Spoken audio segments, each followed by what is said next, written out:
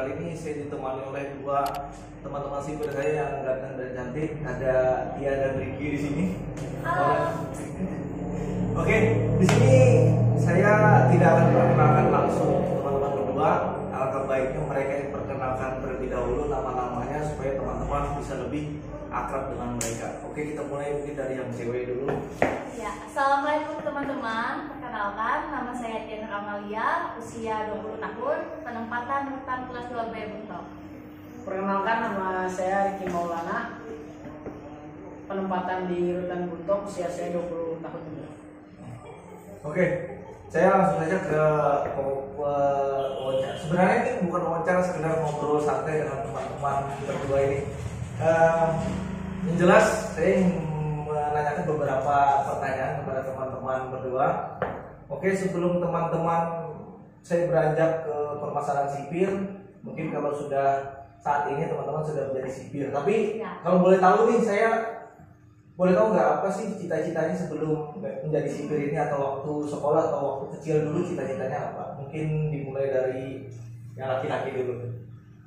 Cita-cita saya kalau dari kecil itu belum menentu, Ya. soalnya belum ada panutan Ya, mau jadi seperti apa. Jadi waktu SMA baru mulai kebayang kan. Nah, jadi waktu SMA itu cita-cita saya itu menjadi bea cukai, petugas bea cukai. Nah, itu karena kelihatan gagah dan keren gitu. Iya. Dan itu juga karena di bawah naungan Kementerian Keuangan, jadi dipandang orang lah menurut saya seperti itu. Iya. Ya, kalau Tia sendiri cita-citanya dulu sebelum jadi sipil ini apa? nah kalau saya kan memang dari SD itu kan pengen ini jadi polwan nih. Ya. Jadi kan dari SMA itu udah latihan fisik segala macam, udah belajar renang segala macam. Nah, cuman hambatannya waktu itu kan tinggi saya kan nggak nyampe kan sama batas minimalnya. Ternyata jalannya memang di Polsuspas. Sudah, kita langsung beranjak ke pertanyaan Polsuspas yang ini. Mengapa sih dulu memilih Polsuspas untuk spesifikasinya? Mungkin dari Tia dulu. Kenapa memilih Polsuspas sebagai pekerjaan saat ini?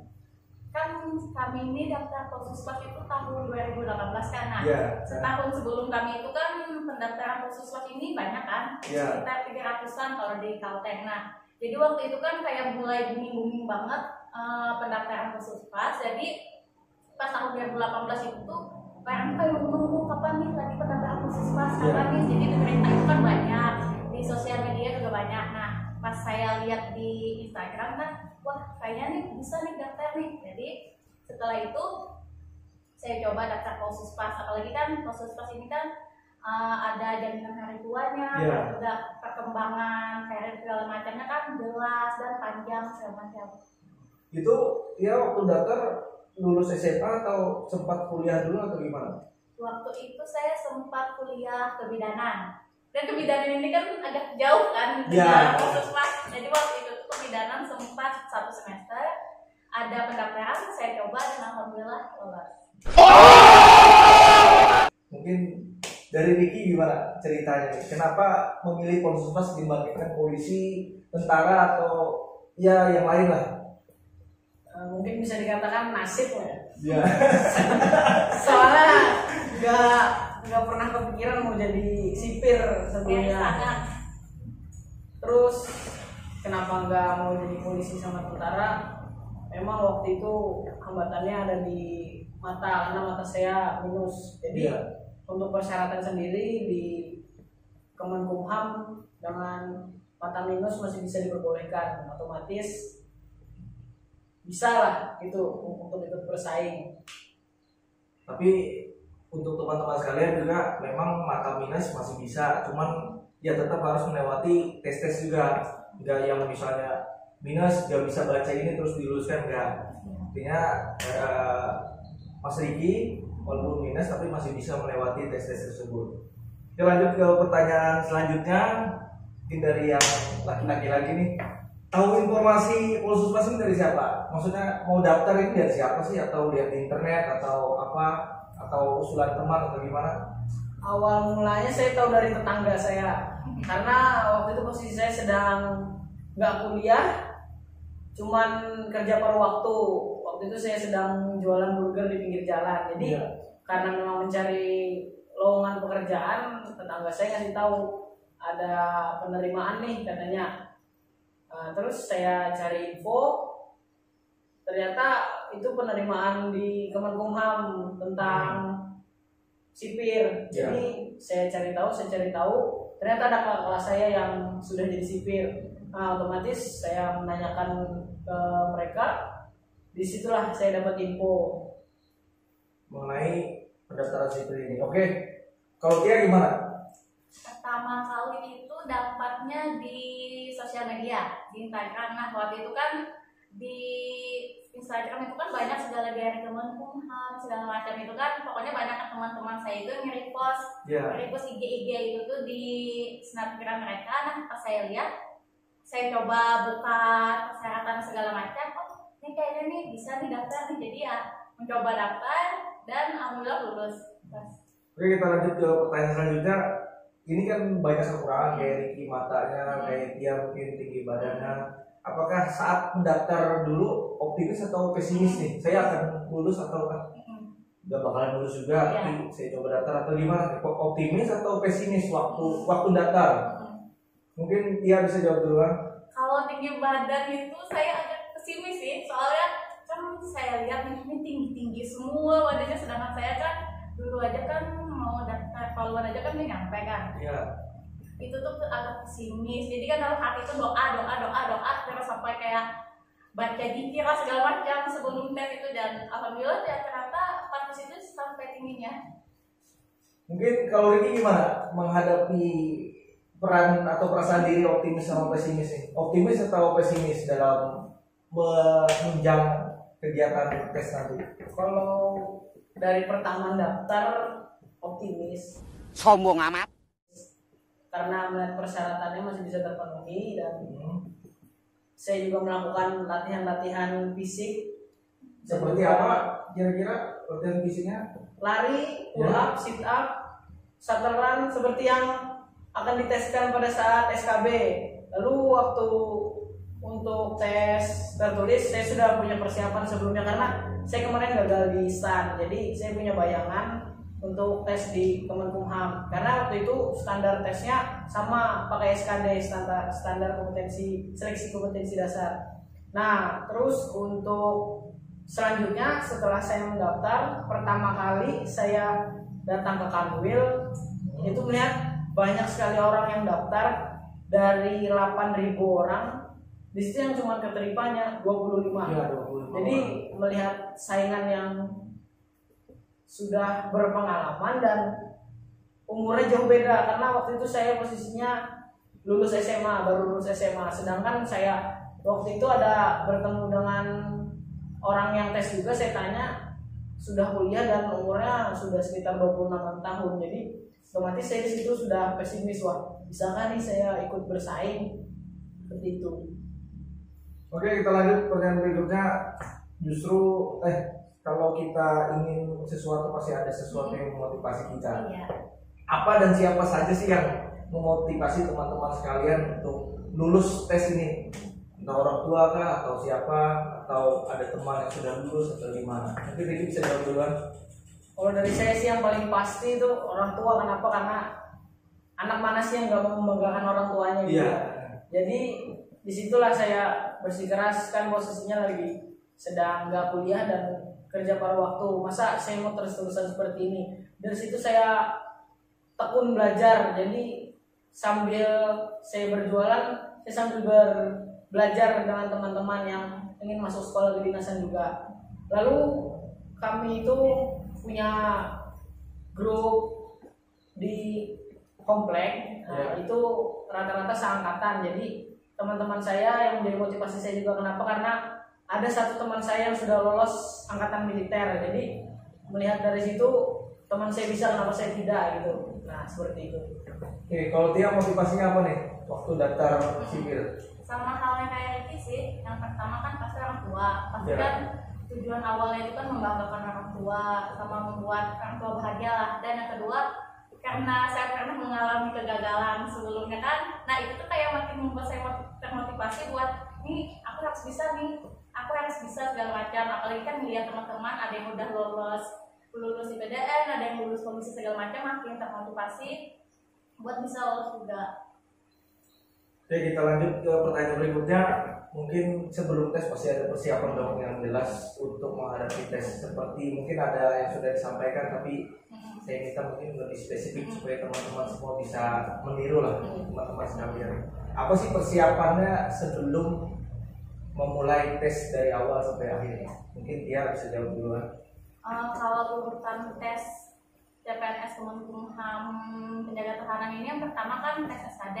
Ya. Nah kalau tes SKD ini saya itu dulu kemarin banyak belajar tentang kewarganegaraan, terus juga ngoleksi buku-buku, kan banyak buku-buku yang dijual tentang tips lolos CPNS segala macam. Nah selain itu juga buku-buku sekolah saya kayak buku sejarah, buku PKN itu juga saya kumpulin dari kelas 1 SMA sampai kelas 3 SMA itu saya baca semua, sama banyak-banyak jawab soal biar kita itu kan terbiasa menghadapi soal-soal kayak gitu. Habis itu Untuk fisik gimana? untuk fisik pertama itu lari itu kan kalau untuk perempuan itu 14 menit, kalau untuk laki-laki 12 menit kalau nggak salah.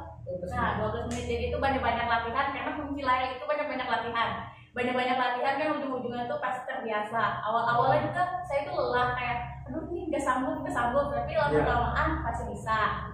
Habis lari ada push up, sit up, sama shuttle run. Kalau laki-laki ada pull up, kalau perempuan ada tuning.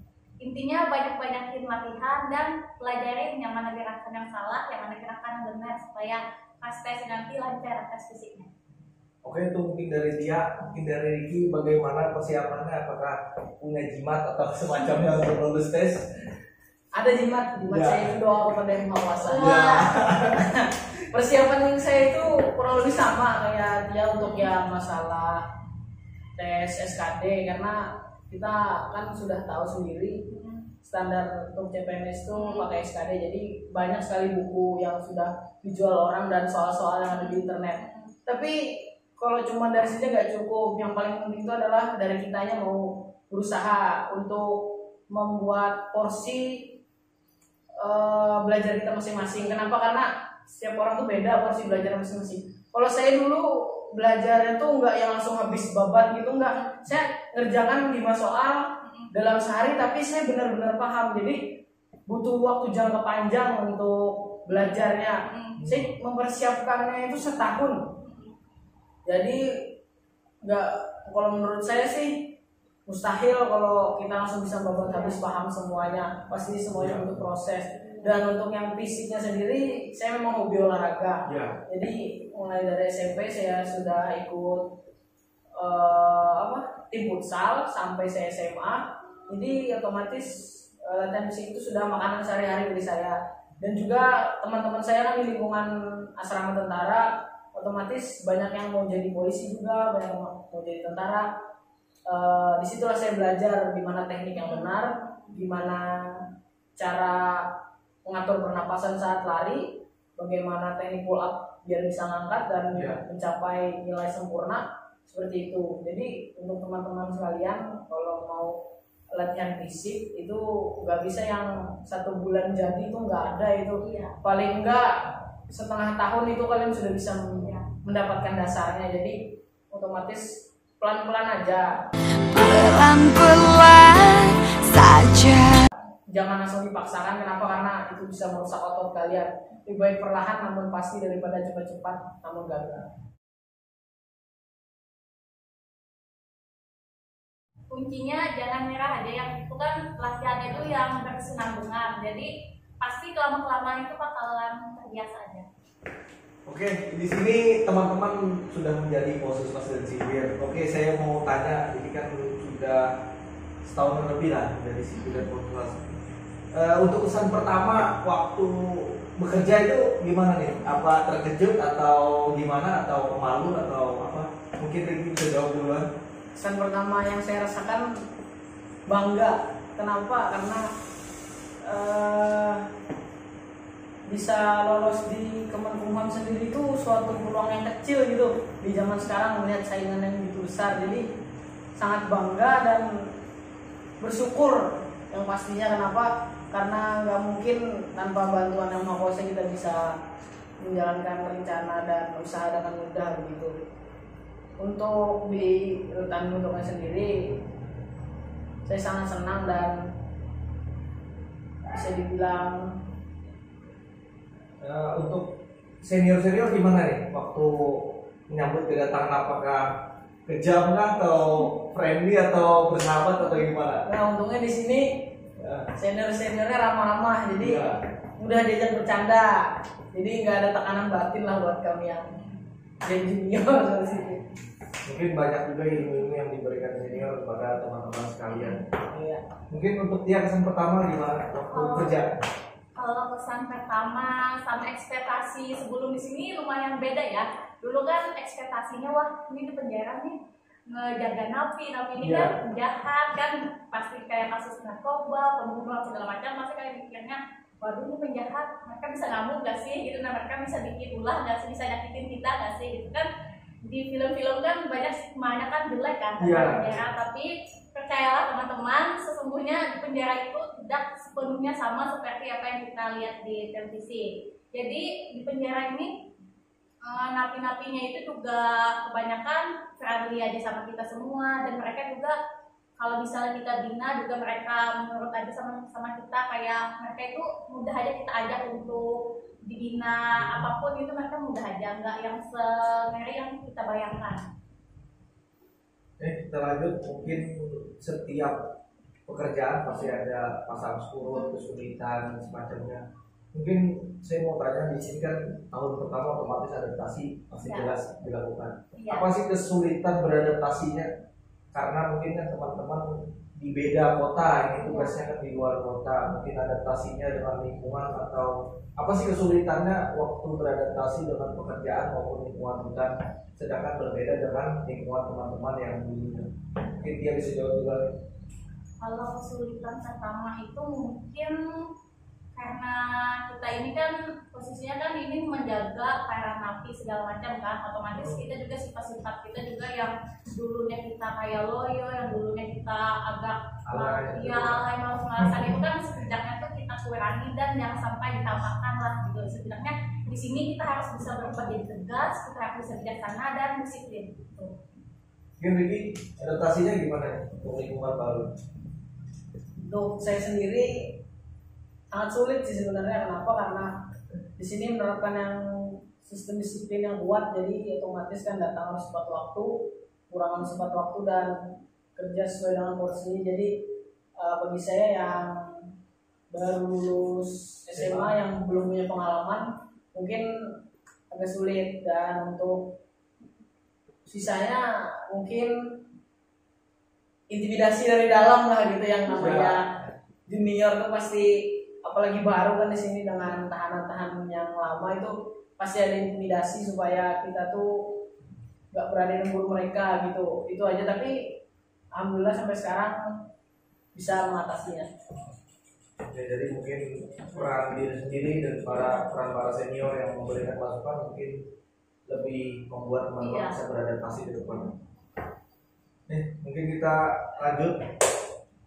Sebelumnya mungkin tidak tahu kenapa Pak Riki pakai pakaian PDL, Mutia pakai pakaian PDH, mungkin tidak tahu. Oke, di rutan maupun lapas mungkin banyak bagian-bagiannya, tapi kita ambil dua contoh aja mungkin dari Mutia dan Riki. Pak Riki mungkin akan menjelaskan apa sih bagian-bagian atau tugas mereka di rutan ini. Mungkin dari Pak Riki dulu, atau Mas Riki atau Bang Riki. Untuk saya sendiri, saya berada di regu pengamanan, yaitu di regu pengamanan 2, yang mana terdiri dari 6 orang. Yang pertama ada komandan jaga, 3 anggota jaga blok, dan 2 P2U pengaman pintu utama. Tugas saya sendiri adalah mengamankan blok dan membina para tahanan serta menjaga keadaan rutan tetap aman, dan yang paling pasti kami adalah ujung tombak dari sebuah penjara seperti itu. Ini kalau dia di bagian apa dan tugasnya apa saat ini? Ya, kalau saat ini saya di bagian pelayanan tahanan, di bagian administrasi pendaftaran layanan kunjungan. Jadi tugas saya itu pertama mengurus tentang registrasi pendaftaran kunjungan keluarga napi kepada napi. Selain itu juga mengurus tentang administrasi tahanan-tahanan yang ada di dalam. Oke, ini kan teman-teman jauh dari keluarga, pastilah di luar kota. Bagaimana sih cara mengatasi kerinduan kepada keluarga saat kita bertugas di tempat yang jauh? Dan seberapa sering sih bisa pulang ke tempat orang tua? Mungkin dia bisa jelaskan kepada teman-teman. Ya, cara mengatasinya pertama itu pasti selalu telepon keluarga orang tua setiap hari. Yang kedua, kalau ditanya seberapa sering pulang, saya ini termasuk yang paling sering pulang. Iya. Misalnya ada sibukan atau apa bisa ditunda minggu depannya. Tapi termasuk paling sering pulang. Ya. Bagi kalau akhir bulan mungkin bisa ditunda. Iya, apalagi kan jarak dari Buntok ke kota saya Palangka itu kan sekitar 3-4 jam. Jadi masih bisa ditempuh sehari lah sebenarnya. Kalau uangnya ada. Iya, kalau Nggak ada uang. kalau gaji udah masuk. Kalau Ricky gimana ngatasi rindu kepada orang tua di rumah? Ya, yang seperti kata Bu Tia bilang kan, teleponan dan sekarang sudah bisa video call.